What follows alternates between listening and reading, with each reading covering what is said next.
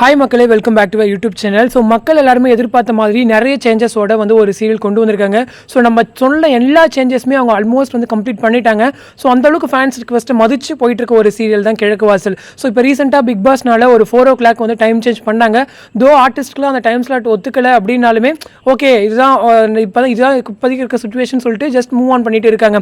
So இப்போ அந்த serial தான் வந்து நிறைய சேஞ்சஸ் வந்து கொண்டு வந்திருக்காங்க. ஸோ நான் ஆல்ரெடி சொல்லியிருந்தேன், மியூசிக் டைரக்டர் வந்து சேஞ்ச் பண்ணிட்டாங்க. அது மட்டும் இல்லாமல் டேரக்டருமே சேஞ்ச் பண்ணியிருக்காங்க. இப்போ வந்து கரண்டாக நீரவி பாண்டியன் சார் தான் வந்து டைரக்ட் பண்ணிட்டு இருக்காரு. ஸோ டைரக்ஷனுமே நம்மளால சேஞ்சஸ் பார்க்க முடியுது சீரியல்லையுமே. ஸோ இதுக்கு நடுவில் டைலாக் ரைட்டரை மாற்றுங்கன்னு ஒரு ரிக்வஸ்ட் நம்ம கொடுத்துருந்தோம். ஸோ அதையுமே வந்து டீம் கன்சிடர் பண்ணி டைலாக் ரைட்டருமே சேஞ்ச் பண்ணியிருக்காங்க.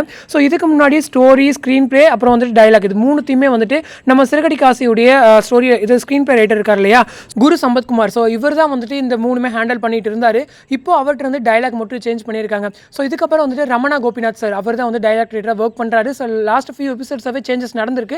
ஜஸ்ட் உங்களுக்கு இன்ஃபர்மேஷனுக்காக சொல்கிறேன். ஸோ குரு சம்பத்குமார் சார் வந்து இதுக்கப்புறம் ஸ்டோரி அண்ட் ஸ்க்ரீன் பிளே மட்டும் கான்சென்ட்ரேட் பண்ணுறாரு. சிறுகடி காசில் ஸ்க்ரீன் பிளே ரைட்டர் அவர் தான். ஸோ உங்களுக்கு ஜஸ்ட் இன்ஃபர்மேஷன். ஸோ சீரியலில் அப்கமிங்கில் மேரேஜ் ட்ராக் வரப்போது உங்களுக்கு எல்லாருக்குமே தெரியும். So Arjun and Renu, so இவங்களுக்கான மேரேஜ் ட்ராக். ஸோ இங்கே வந்துட்டு தயாளன் வந்துட்டு அவங்க ஏமாத்துற மாதிரி தான் ட்ராக் இப்போதைக்கு போயிட்டு இருக்கு. ஸோ இவங்க ரேணுடைய அம்மா இருக்காங்களே, ஸோ அவங்களுக்குமே வந்து இது மாதிரி ரேணுக்கா வந்து ஒரு தவிப்பில் இருக்காங்கன்ற மாதிரிலாம் இன்றைக்கி ப்ரோமோ காமிச்சிருந்தாங்க. ஸோ அப்கமிங்கில் வந்து இப்போதைக்கு கிடைச்சிருக்க பிக்சர்ஸ் வச்சு பார்க்கும்போது மேரேஜ் வந்து நடந்திருக்கு. ஸோ யாருக்கு அப்படின்னா ரேணுகா அண்ட் சண்முகத்துக்கு. ஸோ வெங்கட் தான் ஹீரோவாக பண்ணுறாரு இல்லையா, ஸோ அவர் தான் வந்து ஒரு மாப்பிள்ளை இதில் காஸ்டியூமில் இருக்கிற மாதிரி பிக்சர்ஸ் ரிலீஸ் ஆயிருக்கு. ஸோ ஆல்மோஸ்ட் மேரேஜ் முடிஞ்சிச்சு. இங்கே அர்ஜுன் ஃபேமிலி வந்து ஏமாற்றிட்டு போனதால கண்டிப்பாக ரேணுகாவுடைய ஃபேமிலிக்கு கொஞ்சம் கோவத்தில் தான் இருப்பாங்க.